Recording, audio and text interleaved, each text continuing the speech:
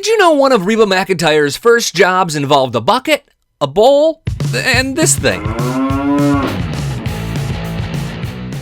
Reba McEntire is widely credited with clearing a path for the modern female country artist. In fact, when asked about what's up with women on country radio today, Trisha Yearwood said, and I don't really know what happened. I feel like Reba McEntire came in and stormed all the doors and opened all the doors, and somehow in the last 10 years, somebody started closing the doors back. But it wasn't easy for her. And no, she didn't start to find success because she started bringing a Berdizo with her to label meetings. Rebes was discovered singing the national anthem at the rodeo one December Oklahoma evening in 1974, but despite signing a record deal with Mercury a few months later, it'd be 7 years before she'd notch a decent hit. She cut 6 not-so-successful records with Mercury before she took the bull by the horns. Part of the problem was that they wanted her to sing these pretty pop ballads, and part of the problem was they kept pairing her with this goober. We can't hold us down, we'll have one more round for the good days again.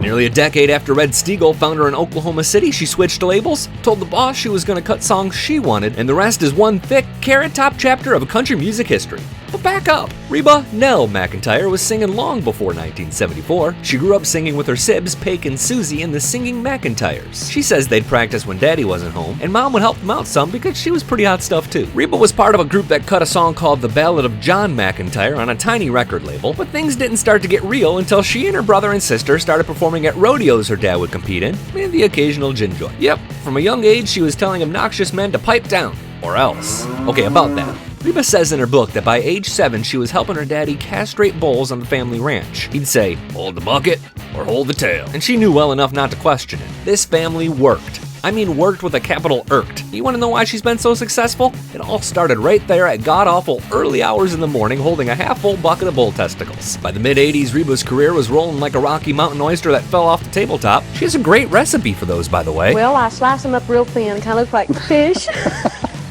Yes, and then I roll them, kind of put them in a beer batter. Hits, platinum albums, CMAs, ACMs, Grammys. A red dress that would make Kim Kardashian say, dang. She was heralded for bringing country back, until suddenly everyone wondered why she wasn't anymore. Yeah, people began to insinuate Reba McEntire wasn't real country. Someone said the Reba album was whole hog pop. Of course, this didn't help. By the 90s, fiddle and steel would make a comeback and everything would be okie dokie. Modern fans don't realize how great Reba's live shows were. She rivaled Garth with choreography that made him look like a lounge act. One time, Reba was lowered from the ceiling at the Houston Astrodome. Other performances look like a page from the Taylor Swift playbook. That's her performing Fancy in the mid-90s. Look familiar?